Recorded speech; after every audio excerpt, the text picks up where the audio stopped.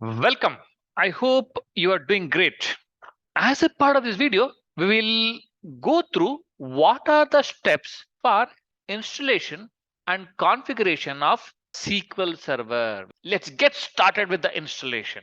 At the moment, what we understand is SQL Server 2019 is the stable version. Let's go ahead and download that first. So I'll say SQL Server 2019 and say enter. You can see the first hit is SQL Server downloads Microsoft. Click on that. In this, you can see multiple options for you. SQL Server on Azure, SQL Server at the edge, SQL Server on premises. As of now, we want to go for the SQL Server on premises. So within that, let's go ahead and click on download now option in a Express. If you see here, it is already downloaded. It is indicating to me it is already downloaded. What we need to do is click on that and say, do you want to allow this application to make the changes to your device? Yes, click on yes. If you don't find that pop-up, then you have to go and search for the exe in the downloads. There you go. Installation has started. Let us go ahead with the basic installation for the learning purposes. You have to scroll this down and read and then go ahead and accept the terms and conditions. It will ask you for a location. I will just leave it the default location. Then go ahead and click on install. It is downloading the installation packages. It may take some time. Let us patiently wait until this is done. Now you can see it says download successful and it has started the installation. It may take some time. Let us wait patiently. Now you can see installation has completed successfully. What do you need to do? Ideally, it says a computer restart is required, but we can directly go ahead and click on connect now. Then it displays one row affected. Then we got to install SSMS. Click on install SSMS.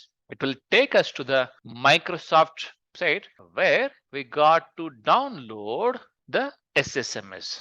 Here SSMS is nothing but SQL Server Management Studio. You can see here, let us click on free download for SQL Server Management Studio. I clicked on that now. Yes, it is downloading here. You can see it, right? It depending upon your internet speed, it will take some time to download the SSMS. It's downloaded now. Let's go ahead and find out where it is downloaded. I'll just go to the downloads folder. Here, double click on exe to open that. So it will ask us to give a permission to continue. I'll just go ahead and say yes. Please go ahead and install SSMS. Then I have to click on install here. The installation is in progress. It will take a few minutes. Let us wait until it is done.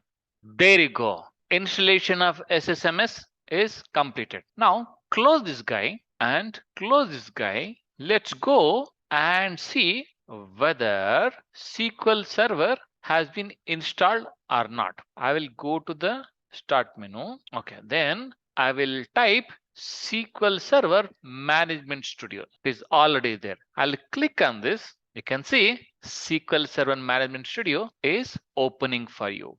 Now we are trying to connect between the SSMS, that is SQL Server Management Studio, and SQL Server. So the version of the SQL Server what we have installed is the SQL Express. We're trying to connect that. You can see already it has detected that. I'm going to click on connect. It is connecting now. The connection is done.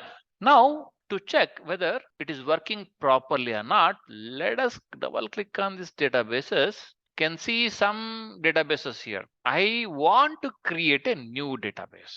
Then you can see pop-up window opening here where we have to specify the database name. You can specify the database name as you want. I'm going to give it as a BlissMass. Okay, and I'll click on OK. Yes, the database is created. I can see it, right? But we don't have any tables here. Okay, where is it? So we created a database called BlissMass. Now let us go ahead and create one table. to just verify whether we are able to create the table or not. The way we can do it is click on a new query and you can see a window opens here. I will go ahead and type a query to create a table. Create table, then I'll say employee, then employee ID, and I want the employee ID to be int. I'll make that as a primary key, then emp name, then I'll make that as a varchar.